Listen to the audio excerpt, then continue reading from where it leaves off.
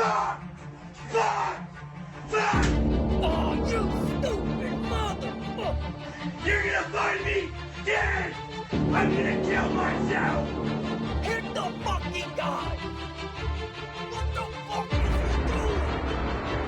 I'm gonna be hanging from the bathroom! They got the leg! Don't ask me to do nothing! This is nothing! Hello. Welcome back to another episode of the Steel Here podcast, where I'm your host, Kevin Adams, alongside my partner in crime, Jersey Jerry. Jerry Don has had a big week since we've last been on this microphone. And not only has Jerry Don had a big week, but the Pittsburgh Steelers had a big week. And the boys, Jerry Don, we're going to the postseason, baby. Now, is there a chance that we can make a little noise, or are we just happy to be in there, Jerry Don? I'll start off by saying this. Congratulations to the Pittsburgh Steelers on making the playoffs. Everybody wants to talk about the teams the Steelers have played. They're banged up. They're playing backups. The Steelers are down to really not much on defense. I mean, for a couple weeks in a row now, they've had no secondary, practice squad players, guys coming off the street, Miles Jack, Eric Rowe, Landon Roberts has been hurt for the last few weeks, came back, dinged up again. Now TJ Watt is down. He didn't play for a little bit of time against the Ravens. Listen, the Steelers did what they had to do. They won when it mattered the most. Needed help. They got their help. Now let's just see if we can kind of ride this wave. I mean, arguably, like, the way I'm looking at this is we have two different opinions on this. You'd rather play the Bills. Yep. I would have much rather played the Chiefs. And the reason for mine is I wanted to play the Chiefs because this is a year where Kansas City isn't really offensively, like, explosive. They have a lot less weapons on offense. Mm-hmm. Now the defense is better, and now your take on the Buffalo scenario is, Josh Allen has been turning the ball over. Yep. The weather, I don't know. Listen, for me, it is what it is. We're playing the Bills. Arguably, Steelers and the Bills are the two hottest teams pretty much going into the postseason. Browns as well, I will say. Yep. But I don't know, man. I feel like Vegas really disrespected the Steelers. 10-point underdogs is crazy to me. Insane. I thought when I was waiting for the line to come out as soon as that game ended. It came out and it was 9.5 and it got bet up to 10. I thought that when the line came out, it would be like Bills minus like 6.5, -7. 10 points is a lot of points in the NFL. Not only is it a lot of points, it is a lot of points in a playoff fucking game, man. Oh, yeah. I mean, and if Buffalo thinks the Steelers are going to, like, come in there and be just happy to be there, they're wrong. I mean, we've talked to multiple players. Multiple players have posted on their Instagrams. Don't let us get in, man. Don't let us get in. Because, I mean, listen, they're hungry. They have every right to be hungry, They've been counted out, even when they were winning in the beginning of the year. Teams called them fraudulent the whole year. Yep. The 3-game stretch, they were one of the worst teams in football, they said. And what do you know? Mike Tomlin does it again. The team is back. I'm just at the point where I really, really do want to win. But, I am happy where we're at and how far we got with injuries, quarterback situation, the coaching, you know what I mean? Offensive coordinator's gone, middle of the year, shit like that. So I'm happy where the Steelers are at. I would love to see them upset the Bills. I think that would be a huge, huge story. I think Mike Tomlin is able to do it. Josh Allen has proven in the past he can beat the Steelers. I think he's like 3-1 against the Steelers. I mean, we beat them. We beat them in their barn a couple years ago to start the season. We beat them week 1 a couple years ago, 2-3 years ago to start the season. They're beatable. They've shown all year they're beatable. They got hot at the right time. They're just coming off a really physical game. Yep. They lost a couple players. Yep. For that spread to be 10, I mean, I think you could take 10 points to the bank, but I mean, we'll see. It's disrespectful. It's a disrespectful line. Before we get to talking about the Bills, let's talk about that Ravens game, because everybody comes out after the fact. Oh yeah, the Steelers get in. They won 3 games in a row, but they beat a bad Jake Browning and a bad Bengals defense. They beat a bad Seahawks defense, and they beat a bunch of backups. It doesn't matter who they beat, Jerry Don. None of that shit is relevant. At some point in the season, every other team in the NFL has played backups, backup quarterbacks, backup players somewhere or another. We had to go into Baltimore in the shittiest weather game I've ever been to as a fan. I mean, when I tell you it poured rain the entire time, we got there at 11 a.m. We left Pittsburgh about 7 in the morning, drove through some snow as you got closer to Baltimore. Then it just turned to straight shitty rain. It was about 35 degrees and rained the entire game. It did not let up. I mean, there was no let up. It poured rain the entire game. And the Pittsburgh Steelers just went out there and imposed their will. I mean, they did everything they had to do. Mason Rudolph goes 18 of 20 for 152 and a touchdown and 115 passer rating in an absolute tsunami. So to take anything away from him and think that he didn't deserve to be, he doesn't deserve to be the Steelers starting quarterback going into the playoffs, or that it was, not great numbers, 18 of 20 for 152. I agree. Those don't look like great numbers. But when you only threw 2 incompletions in one of the shittiest weather games you can dream of, that's doing 2 things. It's taking care of the football in a game where you really should beat their backups. No doubt about it, you should beat their backups. The only ways you can lose those games is to turn the ball over on your own end. Okay? And he protected the football. And so everybody that wants to ride a high horse against Mason Rudolph, it's insane to me, because of the 3 games that he's played, 18 of 20, 152, 18 of 24, 274, or 17 of 27 for 290. His worst game was exactly what we got out of Kenny a lot of the games prior. It was game management. Just don't fuck it up. Just don't fuck it up. Give us a chance at the end, make a play, and win the game.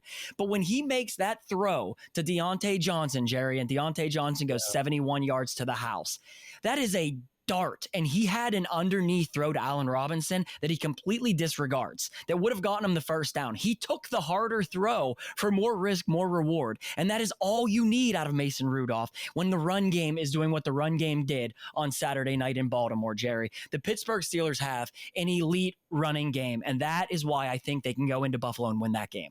Yeah, no, I mean, listen, Najee Harris and Jalen Warren.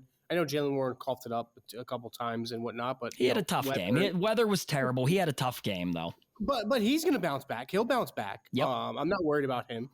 That they have to keep this duo around. I know at the beginning of the year we were really tough on Najee. Mm-hmm. We all wanted Jalen Warren to be the star. Forget about Najee Harris. Get rid of him. I want Najee Harris to stay. I think that duo complements each other perfectly. Yep. That realistically is, I would say, probably the only way we go into Buffalo and win that game. You got to run the ball. You got what they did to Seattle, is what they're going to have to do to the Bills, which is run the ball, keep their offense off the field, let their defense break down. They're already injured back there. The run D isn't that good. Yep. And just control the line of scrimmage and eat up the clock. And, hey, I don't give a fuck if it's a 16-13 type of game. You can't allow Josh Allen to continuously be on the field. What's gonna happen is it's gonna be a game like we seen a year ago, where it's just Josh Allen up and down the field, blowout city, was never ever close.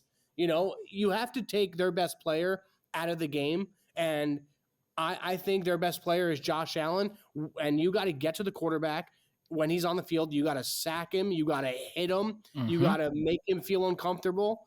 And I'll tell you what, the TJ Watt injury, significant. Yes, I think everybody agrees with that. Yep. Best player in football is not going to be on the field. But guess what? There's another guy behind him. I'm not saying he's just as good. This guy is fresh. He's ready to go. Every time he's been on the field this year, he has made an impact, and that's Nick Herbig. And if you don't think that motherfucker is hungry, you are sadly mistaken. He's hungry. He wants to go prove a point that he deserves to be on this team. Yep. He can be a TJ Watt type of player in the future. Dude, I'm excited for Herbig. I'm excited. Yes, TJ Watt, it stings. Would love to have him, but I think this kid's a star. I really do. There's a couple plays in that Ravens game where you've seen like him make some spin moves and some swim moves, and I'm like, oh shit, like this dude's fucking good. He's fast. He has a great motor. Dude, I think he's going to be a problem. Jerry, it's not even just like, I believe Herbig this drop off should not be as big as people think it's going to be. It's TJ Watt. I get it. He just led the league in sacks 3 times in the last 4 years. He should win the defensive player of the year. The guy is a fucking monster. It's going to be impossible to just magically replace TJ Watt. However, you have the ability between Golden and Herbig to at least put a rotation in there that should still create some pressures. Okay. Yeah. Maybe we're not gonna have the type of splash plays that you would get out of TJ Watt, but I still believe that it's not as though the drop off would be as significant as losing, say, Mason Cole, where you don't even know who your backup is behind him, and it could just be a train wreck if you lost a guy. And that's not to say Mason Cole's good, because he's not. But you get my point, where we have much better depth at edge than we have at a lot of other positions. You could have used Joey Porter as that example. Oh yes, that would be a much better one than Mason Cole. But nonetheless, I'll take the center off the street right now.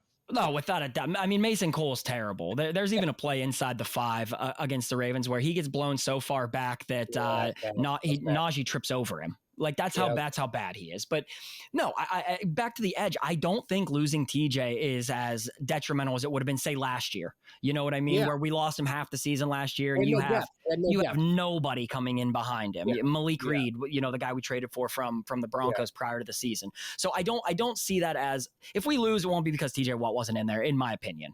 No. I don't, and I won't say that either, because it's just not true. No, and you have other things that were some bright lights on Saturday against the Ravens. The run game, the offensive line. The offensive line was good when they're in run blocking. The offensive line still concerns the shit out of me in pass blocking, specifically Dan Moore Jr. I mean, that guy, he just sucks, dude. I cannot wait to move on from Dan Moore Jr. I really can't. His pass blocking is so bad, Jerry. I cannot wait to move on from him. But the reason I wanted the Bills more than the Chiefs is for 2 reasons. One, the weather in Kansas City is going to be like negatives with the wind chill. You're talking -10, -15 degrees with the wind chill. I don't want to have to go play football in that kind of weather. I don't want to also have to play Patrick Mahomes. Anytime you don't have to play Patrick Mahomes, I would rather not fucking play the guy. I agree with that point. Yeah. I mean, you'd rather play Josh Allen than Mahomes, but like, I don't know, man. Either game was going to be super difficult. Right. And I think either game would have gave us the same spread too. Right. Now that I think about it. It's probably close either way. It is probably close either way. The other good thing for us is they're calling for winds anywhere between 20 and 30 miles per hour, up to 40 miles per hour in Buffalo on Sunday. That is a great equalizer when you have a quarterback whose biggest thing is to throw the football. You know what I mean? Yeah. And a guy who takes a lot of risks, throws the ball downfield where it's going to be more susceptible to the wind affecting the pass, and a man who leads the league in turnovers this season with 22. Josh Allen averages 1.25, 1.3 turnovers a game. I mean, I believe that he's going to give the Steelers a chance. If they make a play on that type of turnover, that's going to be the type of thing that keeps us in the game. You can run on Buffalo. Buffalo gives up about the 15th to 17th most rushing yards a game, and that's back whenever they were still more healthy. They're beat up. They are beat up on the defensive side of the ball, and we're coming on hot. I think Rasul Douglas. I don't know how significant that injury is. I don't know if he's going to be out. Gabe Davis on the offensive side of the ball. Who knows if he's going to play? You know what I mean? They got a couple speedsters back there. But yeah, I mean, keep everything in front, try not to get burned. This could come back to haunt me, but I think Joey Porter is going to show up, and I think he's going to lock down Stephon Diggs. And if he can, that's another one of those big swing type of matchups. Yeah. If he can shut him down, the thing that concerns me is Dawson Knox and Dalton Kincaid. They're two tight ends scare the shit out of me because they're great. tight ends hurt us. And by having the type of spotty linebacker play given injuries that we have, the tight end position is the one that actually genuinely does scare the shit out of me. So that to me is where we really need the defensive line to have a day. You're going to have Cam turn back the clock and bully some things up front. You're going to have Keanu Benton play good football in the trenches, take on double teams, make sure that the middle linebackers can try and get through there. I mean, we're going to have to make up the pass rush that we will be losing from TJ if Golden and Herbig can't hold the fort down. You're going to have to get pass rush somewhere else, because if you just sit back and let Josh Allen beat you, he will find the open guys in our secondary and he will beat us. 100%. He'll run all over you too. That's another big thing. Minka should be back, right? Minka will be back, and we're getting DeMonte Casey back. And it's not just that, Jerry. Eric Rowe can play. Eric Rowe can play football in the back end. It is crazy that guy was not playing football up to this point. Yeah, he's been great. I mean, forced that fumble too, that huge fumble. He's been playing really well. Not only with that fumble, dude, he's having some pass deflections. He's, on wide receivers' hips. He's doing a really good job. Oh, yeah, he's always around the ball. And so he came in. That's a really nice find. That guy excites the shit out of me, because that's a nice find. That's a guy going into next year, good depth piece. I'll be honest, I probably would rather see him out there than Casey coming off not playing in a while, just given how well he's played. So you're going to get Minka back. Now, does Pat Pete stay as the other safety, or does he go back to his corner spot? So it's a good time to get healthy, because if nothing else, we're going to have at least one extra guy in that secondary that you can really rely on in Minka Fitzpatrick. Oh yeah, 100%. I just want it to be I just want to have a chance. You know what I mean? I'd rather have the ball back with 2 minutes left, down by 2 or 3, or be up by 3, and I just want to have a chance late in the game. Like, I'd hate for this team to, as much as they fought these last couple of weeks, just come out there and just lay an egg, and it's a fucking 28-10 type of ball game. I mean, that'd be really, really frustrating. I don't think that's who we are anymore. Like, I'm going to read you some numbers to back that up. Since Mason Rudolph has taken over at the quarterback position for the Pittsburgh Steelers, we now average 27 points per game. Why is that number significant, Jerry?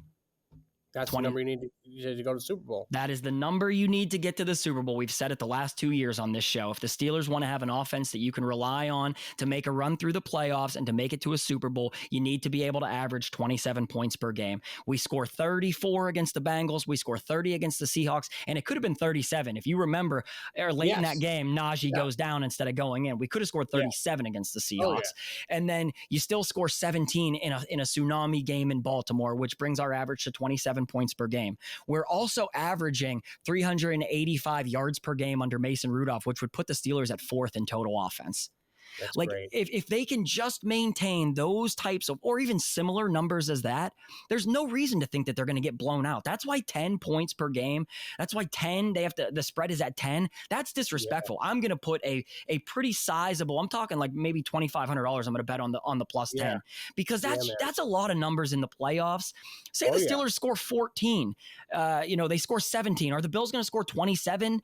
I just don't see. A lot of people are overhyping the Bills. They're overhyping the Bills. The Bills also almost just lost to the Chargers. They almost just lost to the Patriots. They had to claw it out against the Dolphins. They turned the ball over a lot of times. There's a reason they also were playing to the last week of the season just to get into the playoffs. Yeah, it's a good point too. Like, hey, they struggled for a long time this season. You know what I mean? Maybe they figured it out and they got hot late, but hey, this is a team that also struggled just as bad as the Steelers. You know what I mean? It's not just like, hey, this team is 13-4. They're a fucking wagon.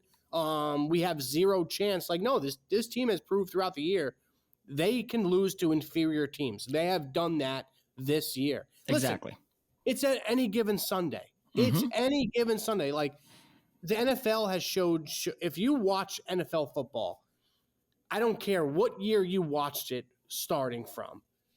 Every single year, there are teams that go out there who are significantly better on paper, come out, they lay an egg, and they fucking lose outright. Right. Like, that's just the NFL. That's just what it is. You know Jerry, what I mean? The Dolphins almost upset them last year in Buffalo this same weekend. Do people just forget this shit? The Dolphins, with a backup quarterback who didn't play. The Dolphins almost went in there and upset them in Buffalo. Do I think the Bills are good? Yeah, they're very fucking good. Was that Skylar Thompson? Yeah, it was Skylar Thompson. Yeah, it's crazy, right? The Bills are a good football team. I'm not saying that they're not. I just think that the Steelers also are running hot right now. It's not about what happens in week 1 through 5, week 1 through 7. Everybody knows you can get hot from Thanksgiving on and you can go on to win a Super Bowl. The Steelers have done it in the past. Am I saying that they're going to go on and win a Super Bowl? No, but I also am feeling pretty disrespected by the way people are like, oh, this is the easiest in ever. Yeah, exactly. That's what pisses me off too. Like, people on social media be like, "This is the last team that deserved to be there. Is the Steelers? It's going to be a blowout. Like, kiss my ass. Like, fuck you, bro. They earned it.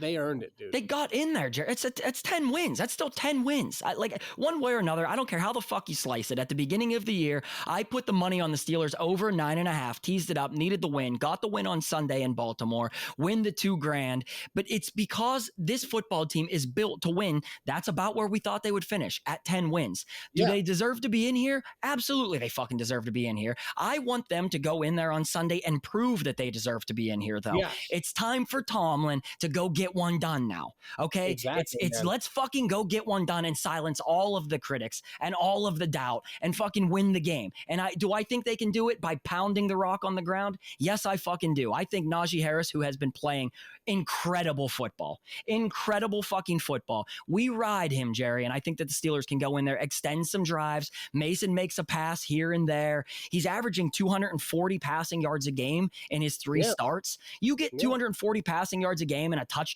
out of Mason Rudolph, and the run game gives you 2 touchdowns. Steelers are putting up 24, 27 points. I think they're winning that football game. 100%, man. I think the magic number for this game is 24. I think it's about 24 points. I agree with that. I think the defense could do their job. You just have to limit, the Bills have so many of these explosive type of plays, man, where it's somebody gets beat deep, whether it's Diggs or Gabe Davis. Yep. It's the whole game is a grind. Then all of a sudden, boom, splash play happens and the other team is dead. Like, you need to limit those plays. Like, you can't have those plays come Sunday because you'll turn, like, dude, this is a game where you can turn around and it could be 21-0 and you can be like, oh shit, we got fucking blown away. I agree. And it's the second quarter. You know what I mean? So the Bills are one of the few teams in the NFL that can do that. So I don't know, man. I don't know. Like, I'm excited. I'm nervous. I want to win so bad. At the end of the day, I hate to be in this spot. I know you probably are in a different spot, but if we went in there and we lost the game, I'm not happy how the season ended, but I feel like, I don't know, man. I guess for what it's worth, like the players we have on the team, especially defensive side of the ball, like, hey, it's been a pretty successful year in a way, like going through quarterback changes and whatnot. And, you thought you had a guy and maybe he's not the guy. And then you rely on your second string and he can't get it done. And then you have to go to a third string and all of a sudden he gives a spark and he's great. And, I don't know, man. I hear what you're saying. And it's that they got 10 wins. They make it to the postseason. That feels like a success given everything that we have to deal with this season. I agree with that much of it. But if we go in there and we shit our diaper and they blow us out by 25 or 30 points, that's going to be. It's going to take me back to square one where this team is just not ready to contend with the big dogs when the time comes. So I don't think that's what's going to happen. Like, genuinely, I really do believe that the Steelers have a puncher's chance in this fucking game on Sunday. Yes. Do I think they're going to win? I'm not going to say that, but I do think that they have a legitimate fucking chance. And I can see some ways it would go our direction. The Steelers defense gives up 19 a game. The Bills defense gives up 18 a game. The Steelers give up 342 yards a game. The Bills give up 307. However, this is the big equalizer. The Steelers are the 4th best team in turnover battle at plus 11. The Bills are at 17 at plus 2. So, and where do the Bills turn the ball over? In the red zone. Yeah. Where do the Steelers get beat up and down the field? But in the red zone, they clamp it down all season, Jerry, dating back to the beginning of the year. We were getting takeaways in the red zone. Those things happen. I think those would be the major keys. Steelers control the line of scrimmage. They run the ball well and they stop the ball well on the ground. I think that we can win in that category. If we can end up winning the turnover battle, we protect the ball. We do not turn the ball over. And I think even one turnover could sink us. We're going to have to play damn near perfect. Yeah. You play great football and you get a takeaway, 2 takeaways, you win the turnover battle by a +2 mark, you're probably going to be in that game down to the final possession. And that's all we can ask for. Just get it right down to the end and try and win the game. This is going to have to look very similar to how the game plan was for the Seattle Seahawks game. In my opinion, 100%. You're going to have to score and you're going to have to finish drives in the red zone. Finish. Don't coach like a pussy in this one, Tomlin. We're going to need you to fucking reach down and grab your balls and go for it, because this is it now. Coach as if the season is on the line and you don't have next week, and let's fucking go for it. Take chances, finish drives. And I also think, like, I know not a lot of people are going to talk about this, but man, I really think they got to listen. I respect the guy. You know, he's had a great career, you know, in the NFL and Allen Robinson, but I think you got to start thinking about putting Calvin Austin out there a little bit more. I mean, we need just the what speed. He can do. Like, the speed factor. Like, listen, Allen Robinson, you know, I don't know. He's not even a good, like, under 10 yards type of possession receiver anymore. Like, he just doesn't get the ball. He's never in the game plan. I think you got to put stuff out there that's going to, like, get Buffalo's defense to be like, oh, shit, like, this guy's flying. He can beat us deep. We got to fucking put more people back there. Like, you know, I think they need to use him this game. I don't know if they will. He hasn't really been in the game plan much, but I think this is a game where, hey, you could stretch the ball deep and beat some people deep. Buffalo's is going to start worried. They're going to start dropping people back, and that's going to leave the middle of the field, you know, 10-yard routes, 15-yard routes. You're going to get that all day. Without a doubt. And I think another thing that is going to have to go our way on Sunday is going to have to be the special teams. Like, we can't miss a field goal, and that motherfucking bum Presley Harvin needs to be better. Oh my God, man. Great holder. I will give him this. If there's anything you can say in defense of Presley Harvin, it's that he can hold the ball. Okay. He can scoop the ball on field goals. He gets it up off the ground. I mean, he did dig that one out of the dirt on Saturday night and gets it placed for Boswell to make it. I'll give him that. And it might be the only reason he's even still on the fucking team, because his actual punting, I'm going to read you a statistic. This is mind blowing. He's 35th ranked punter in the league in terms of distance. 35th, Jerry. There are only 32 starting punters. That means there are 3 backups that have come in spot duty, and they've been better than he is. Yeah, man, that's bad. That's so bad. Every game too. It's like, I know he only had like 2 games this year where it's like, I think they're back to back too, where you're like, oh shit, okay, maybe he found something. Like, he's pinning everything inside of the 15-10. Right. You know, some punts were inside the 5. I mean, the thing with him is, we can have the ball on our own 50, and we're punting, and he can't even get it inside the 15. No, Jerry, it's terrible. It's either he kicks it too fucking far, or it's a shank and it goes 20 yards and they're getting it at the 30. Yeah, I mean, he's just so inconsistent. It is mind blowing to me that this guy, there's no chance he's on the team next year. Can't happen. Cannot happen. He's a big time liability, man. In the playoffs, that's what scares me. That is what scares me in the playoffs, because you're going against a team where every yard is going to matter. You're gonna want to pin them as deep as you can. Yeah. The elements are going to be a problem in the wind. Is that going to affect him where he's kicking into the wind and the ball goes 15 yards and basically where we gave them a takeaway then? Yeah. Exactly. And listen, it's the playoffs now. Like, sometimes you can't just play for a shootout. Like, sometimes you have to play like field position. 100%, especially against a team like this. Yeah, exactly. Like, you're going to have to play the field position game. And hey, if you can't get the ball inside the 15 or 10 on a couple punts where you should, that's a big problem. Having Buffalo start at the 30 instead of, hey, the 13 or hey, the 8-yard line, that's a significant difference. Big, huge. And so that's where, when I say that the Steelers can win, all of those things will have to go perfect for us. And I genuinely mean that. I think if I had to pick a stat line, the Steelers should rush for between 150 and 180. If they do that, I think they win. If Mason Rudolph throws for 230 to 260, I think they win. If we have no missed field goals, we beat them in the penalties department, because the Bills are a fairly penalized football team. If we beat them in the penalties department, we can win.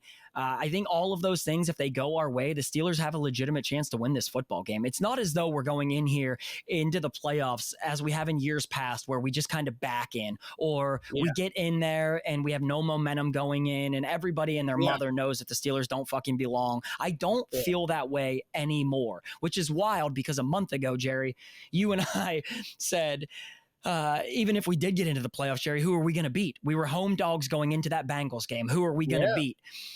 But the difference is that we've gotten legitimate quarterback play. The run game has it figured out. And while the defense is beat up, they're still playing fairly decent football because they capitalize on their takeaways. Yeah, they're a bend, don't break type of defense. Without a doubt. They're going to bend, man. They're going to bend. There's going to be times in this game where you're like, holy shit, like we're going to get crushed. And then somehow, some way, they just don't give up that huge fucking dagger. You know what I mean? Just need a couple of takeaways, a takeaway to slow a drive down where they might capitalize in points. A takeaway in the red zone is massive. That's massive swing.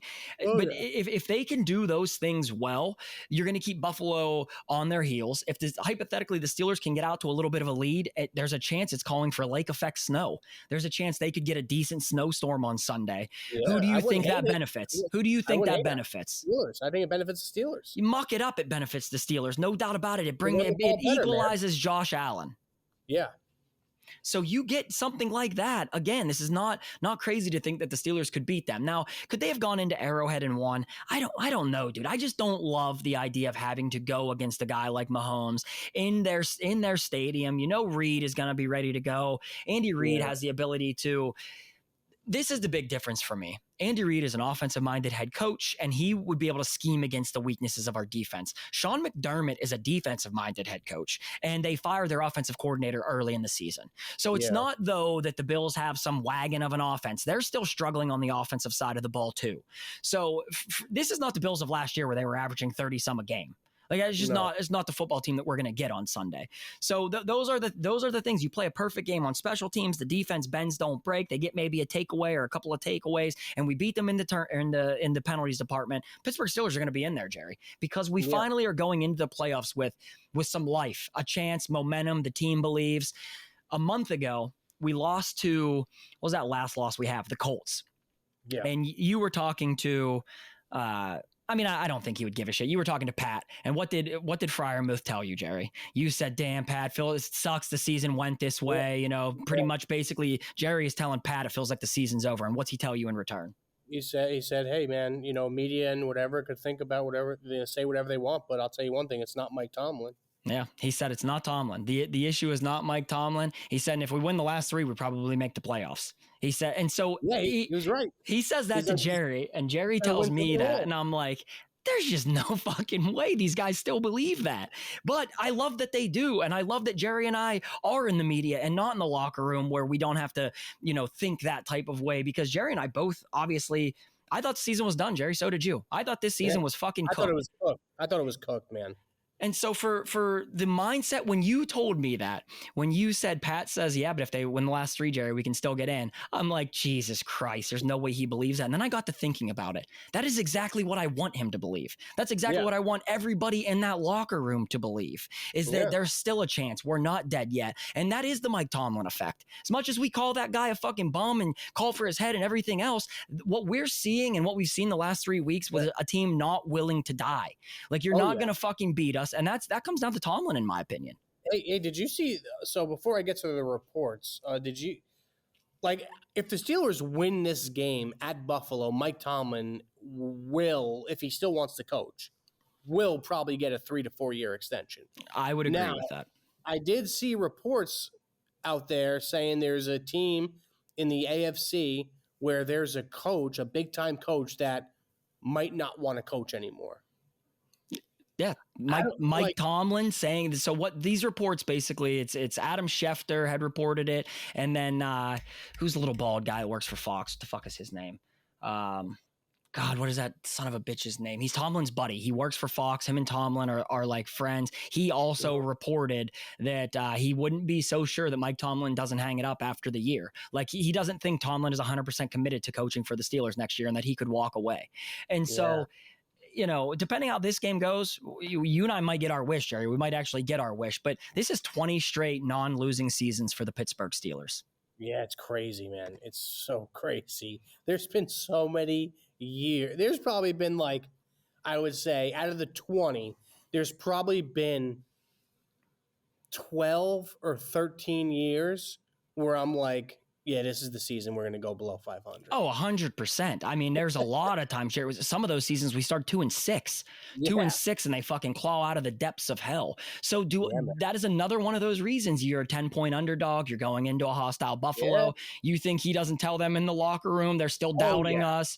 That is what Tomlin does. If he can just motivate them one more week. This is a four win season left for us. You win this week, we worry about next week. It's one at a time. And I think he has the ability to go in there and motivate them to do that, especially because seeing how hard the team played and then knowing that Pat said that it's not Mike Tomlin. I'll tell you and everybody in the media, it's not Mike Tomlin. And then to say, Jerry, if we win the last 3, we get in there, it shows the mindset of what he's preaching to them. They still fucking believe in the message. So how can we that aren't in that locker room not believe the message when we hear it, come from those types of guys?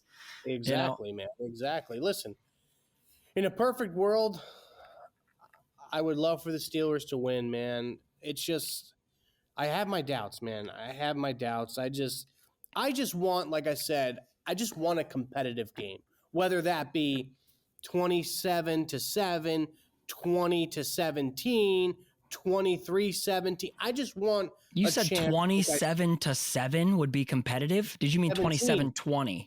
No, 27-20. Yeah, you said 27-7. That's not the one we're looking for, Jerry. No. I want to either, like I said earlier, I want to either have the ball with a minute or 2 minutes left to have a chance to go in the game, or I want to be on defense with a minute or 2 minutes left in the game to have a chance to make a stop and end the game. Like, that's my perfect world for this game. Anything else short of that, it is what it is. I mean, Vegas, they're really never wrong. We'll see. Any given Sunday. I mean, they're wrong. That's how they build those beautiful casinos and those beautiful resorts, is because they have to make the line so that people want to bet them. That's just the fact of it. So the line opened up at 7.5. Initially, it was 7.5, and people must have been hammering the Bills so hard the line just keeps jumping. And now, as it stands today, it's 10. Now, if TJ plays, is that line a little lower? Maybe. I mean, but how much is that line lower if TJ plays versus not playing? Maybe a point. Right. So 10 points still too many. Mike Tomlin came out and said Mason is the starter? No, I mean, Tuesday is when he will do his normal presser. So tomorrow at noon. But Jerry, Mason Rudolph is starting. Yeah, I would think so, but I mean, It's not think so. He's fucking starting. There's no fucking way they go back to Kenny Pickett after almost 2 months not playing, and Mason Rudolph has the team rolling. I don't think they will. I will say this. They're like, Mason comes out first quarter, maybe doesn't look sharp. Late in the first quarter, turns the ball over, still doesn't look sharp, missing receivers. Does Tomlin go to Kenny, or does he wait? Does he just keep the ball in Mason's hands? Not in the playoffs. It depends on the score of the game. There's no way, man. And so I just think that's even crazy to think that you would throw him in there under those circumstances after not giving him the start. And how bad does Mason have to play would be a part of it. What is the score? Yeah. If it's a tight game, if it's 10-0 and he just hasn't played well the first half, I don't think you automatically go to Kenny in that regard. I mean, I honestly think they're going to ride and die with Mason Rudolph right now. I don't see any way Kenny Pickett is coming back in there, and nor should he, in my opinion, coming in off of not playing in 7 weeks, not taking any snaps with the ones. I just don't see any realistic way that you get Kenny Pickett on that field unless Mason Rudolph gets hurt, God forbid, knock on wood. That's not what we deal with. So I would put that to bed. And going in, I'll tell you this, Jerry, if he does win a playoff game, if Mason Rudolph does go into Buffalo and wins this game for the Steelers, he's the quarterback next year. It doesn't even come back to, if you can re-sign him and go into next year, he goes into camp as the quarterback one on that football team. And you don't automatically make it a competition. If he goes into Buffalo and the Steelers win a playoff game, I think that is a good enough reason to think he's your quarterback one if you can re-sign him. No, I think that would happen. I think that would happen for sure. There doesn't seem like doesn't seem like there's a world where the Steelers have given up on Kenny just yet, though. And you hear all the reports, No. Kenny Pickett is still their quarterback of the future, is what we're still being told. Yeah, no, I mean, I don't think they've given up on him. You know what I mean? Hey, sometimes there's setbacks. You know what I mean? Kenny has won some important games. He's won games late.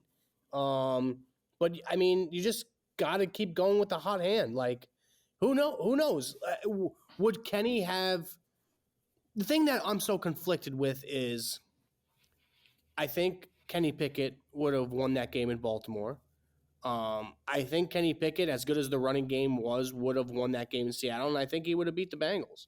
Like, I maybe not as significantly, and played such a great game. But one thing about Kenny Pickett, he doesn't turn the ball over. He's a great game on the line type of guy. So I don't know. It's for us as fans to see it and realize how tough a decision it might be going forward to next year. I'm sure it's even tougher for the franchise. Right. I think, to play devil's advocate to what you said, do I think Kenny goes in and beats the Seahawks the way that the Steelers won that game? Now, granted, great run game, but Mason did make some throws that I'm not sure Kenny does. I don't know that Kenny would win that game. That Ravens game, I said something when we opened that there was a throw underneath that would have been a first down to Allen Robinson on that touchdown he throws to Deontay Johnson. Yeah. He took the harder throw through a smaller window, and it ended up resulting in a touchdown. Does Kenny make that throw? And you say he doesn't turn the ball over because he doesn't. He also doesn't turn the ball over because he doesn't take many chances either. And so that plays into the not turning the ball over factor. Don't take chances. You don't have the rewards that come with taking the chances. And so I'm not going to 100% guarantee they still have won. Absolutely. It's always easy to go back and say, well, what if? But the bottom line is the Pittsburgh Steelers are averaging 27 and 385 yards a game under Mason Rudolph, which is good enough to make a run through the playoffs. And that's all we asked for. That is all we fucking asked for, was to get to that point. Jerry Don, do the Pittsburgh Steelers win on Sunday in Buffalo? All right, I'll give a score prediction. I'll never say they're not going to win. 23-21. 23-21, Jerry Don takes the Steelers. I am going with 27-24. I think that 27 number is going to have to make sense today. Whenever we go into Buffalo, I think that they can get there. Like I said, if they play a perfect game, I'm not going to pick against the Steelers. Fuck, Jerry. We've picked against them so many times this year. It's the playoffs. They got here. I'm riding with the boys at this point. I cannot wait to go to Buffalo. I cannot fucking wait to get up there and let those people fucking hear it if we beat them. I'm taking the Steelers 27-24. Let's recap, Jerry Don. Let's take a look at the betting. So, as it stands on the season, if we took that as a parlay, I ended up winning. If we took it as a individual bets, Jerry and I are tied. So for the sake of going into the playoffs and having one more week, last week's betting, Jerry took Najee anytime touchdown score. No, I took Najee anytime touchdown scorer, and I took the Steelers money line. Jerry took Deontay Johnson and the over. Jerry had a 1-game lead on me prior to that. We both now sit at 10 wins, 9 losses in the betting. This week, the Steelers get 10. The over-under is 35.5. What are we taking for bets this week that will determine our season, Jerry Don? George Pickens touchdown. Wow. No questions asked, not even thinking about it. That boy's going to be cooking, bro. I'm taking the plus 10. And I'm taking the plus 10 both here, and I'm actually going to wager heavy on and put the bet slip. Something somebody said last week, Jerry, on in the comments, that they didn't know that they believed that you bet $20,000 on the Seahawks, because apparently they might not have saw you on Twitter and the bet slip. They're questioning whether or not you actually put the 20 grand up there, Jerry Don. I mean, of course, the bet slip's there. Everything's there. Bet slip is Money's on Twitter. And for those that don't know, Jerry Don hit his first hole-in-one this past week. Yeah, that was big. Hole-in-one, 2,626 swings. Got it done. I think it was 30 7 38 hours. hours of 38 hours of streaming. Yeah. This was insane. Just crazy. So for those that don't know, Jerry hosts a show on Tuesday nights called Jerry After Dark, and he does all sorts of challenges, stuff like that. Last week's challenge was a hole-in-one competition, and it was a simulator golf hole-in-one. Jerry could not leave until he made the hole-in-one. It was 95 yards, hole 7 at Pebble Beach. And boy, after about, so he calls me that Tuesday and he's like, yeah, doing the hole-in-one tonight. I'm like, Jerry, you might never, like, you might want to figure out how to get closer to the hole. Like, you might not ever get a hole-in-one. I'm not shitting you. Like, it's not easy to do. And he's like, yeah, it's 150 yards. We're thinking about starting at. I'm like, dude, from 150, you may never get it. You might want to find a way to get 10 yards closer every hour or so. You might be there forever. And then it turns into this pandemonium on the internet. I mean, when crazy. Jerry makes this hole-in-one, 100,000 people are watching the stream live. It's crazy, man. Like, that was the biggest number I think I'll ever get in my life. That was so crazy. No, the support was great. Everything was great. I think it happened at perfect timing. I mean, we gained a lot of subscriptions as well on YouTube. But yeah, dude, it was tough, but I think it happened at like a perfect time where the most possible people were in there. You know, I think we had 90-something thousand at the end, which was massive. Yep. I think we gained about 80, I want to say 80,000 or 70,000 subscribers in 2 days. Isn't that fucking crazy? Which is crazy, dude. It was everywhere. Tom Brady's tweeting it. Dwayne Wade's tweeting it. The PGA Tour is tweeting it. Like, for those of you that didn't follow it, it was the wildest thing. And then you see George Kittle wear the legendary shirt yesterday for the Niners. I mean, Jerry Don had the week of his life. He wins the $31,000, does the stream. Steelers make the playoffs. TJ Watt wears the Bully Hours hoodie. You see George Kittle wear the legendary shirt. I mean, what a remarkable week for Jerry Don, and I don't think it's ending yet. I don't think it's ending yet. I think if the Pittsburgh Steelers win this game, Jerry, let's just for a minute, let's hypothetical. They win this game, they then go to Baltimore. Who's to say? They go to Baltimore? Yeah, we're the 7th seed, so we would end up going to Baltimore. So we go to Baltimore. Yeah. Maybe there was a scenario where we went to Arrowhead, and if we went to Arrowhead, we would have ended up being the 6th seed. And in that instance, Buffalo would have ended up being the 7. Listen, I mean, Lamar Jackson, man, he's had a hell of a season, MVP for sure. That offense is electric. Their run game is great. But, hey, man, look at the history. Look at the history, man. 7 of 8. Lamar Jackson struggles against the Steelers. He does.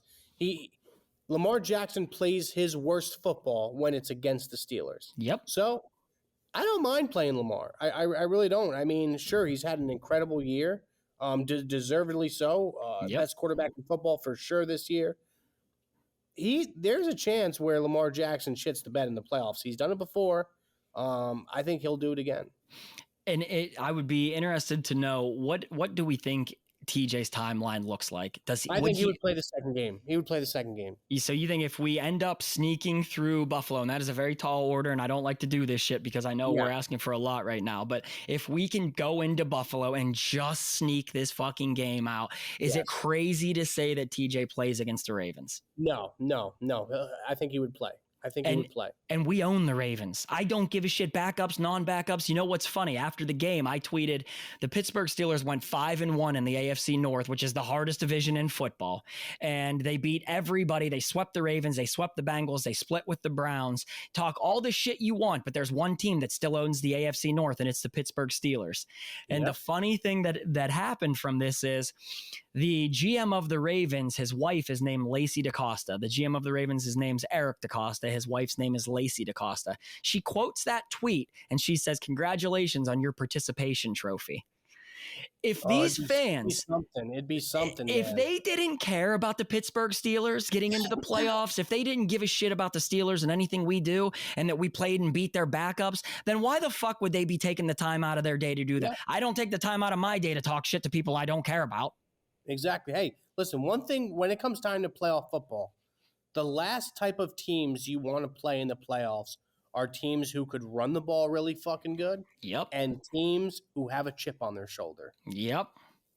And that is where I think that we just needed to get in. Last year we were in a similar position. We felt like the offense got going late. We wanted to get in just to see, because the run game was going strong. You felt like Kenny was maybe taking a step forward. This year we get everything we fucking needed yesterday. The Jaguars choke on it. The curse of the terrible towel lives, Jerry. That's a real fucking thing, that man. Motherfucker, what's his name? Wingard. He's Wingard. trash, too.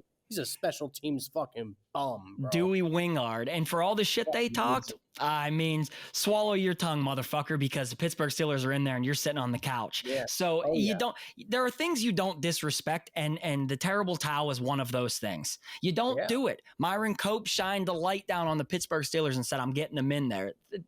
Amen to the Tennessee Titans, Jerry, for even giving us this extra week right now. Tighten up. That's Mike Vrabel, Jerry. The way that they played yesterday is, I think, the type of effort the Steelers have to play to beat Buffalo on Sunday. That same style 100%. Of football. Let's say Mike Tomlin does step down. I would take Vrabel in a heartbeat. I would former Steeler as well. He knows the culture. He's hard ass. He's going to take no shit. Sometimes we think maybe that's what they need in that locker room. He's going to rally the troops. And that's another guy who got all his boys fired up in a meaningless game yesterday. So they don't quit on their fucking head coach. No, man. It's going to be an interesting week. What are we, Sunday at 1? Sunday at 1. I'm heading up to Buffalo Saturday. I'm heading up Saturday afternoon. If you guys are listening to this in advance of that, find me. I'll be out. We'll be drinking some beers across Buffalo. We're going to watch the games, eat some food, drink some beer, and then Sunday we are going to tailgate. It's not going to be an official terrible tailgate, but I will be there drinking beer. You guys are more than welcome to find me. I'll tweet the actual address. Just BYOB, stop by, and let's fucking party together before we beat the Bills' ass. Jerry Don, shout out the boys at Zed's. Zed's, shout out, man. No, Zed's is the best, man. They got the best vintage clothing, not only Steelers-wise, but, like, they have different shit, Carhartt, old-school vintage clothing. They got the best in the business, great prices. So go check them out. They're in Pittsburgh. Take care of us. Take care of the show, man. They're always sending us packages. So it's nice to have a company like that support the show. Love what they got going on over there. They're getting big as well. So, yeah, man, go support Zed's. They're awesome dudes. They take care of you, and let them know the Steel Here podcast sent you. Absolutely. And we appreciate the shit out of you guys. Continue to like, comment, subscribe. Jerry Don, you are pushing 16,000 subscribers for this show pretty much for the most part. So we appreciate you guys' support as far as doing that is concerned. Great. We are going to get this fucking thing over 10K. And like I said, when we do, I am going to give some season tickets away to the fans. So continue to ride with us. Jerry Don, we're going to play football one more week, I think. I mean that in my heart. I think that this just feels like one of those years that Mike Tomlin does figure out a way to get it done in the playoffs. If he is the coach that everybody says that he is, this would be the type of game that he would win when his back is against the wall. We play better when we're these type of big time dogs. And I think that they're going to fucking come out there and show out for us. I sure hope so, man. I sure hope so. But yeah, man, like, comment, subscribe, helps out the channel. Like I said, next year we'll probably move to a separate YouTube. We'll probably start a Steel Here podcast YouTube. But yeah, this ain't gonna be the last show of the year. It's not gonna be the last show of the year, that's for sure. So we'll see you guys next week. Go Steelers. Here we go. Yeah, without a doubt, we'll still record one, even if I don't want to say it, but regardless, there will still be another episode next week. So yeah, of course, we will go from there. We'll see you guys in Buffalo on Sunday. Make sure you take that plus 10. It's too many. They're disrespecting the Steelers. It's time to fucking prove a point. Oh yeah. Later, Jer. Later, Kev. We're here. We're Steel Here. We are Steel Here.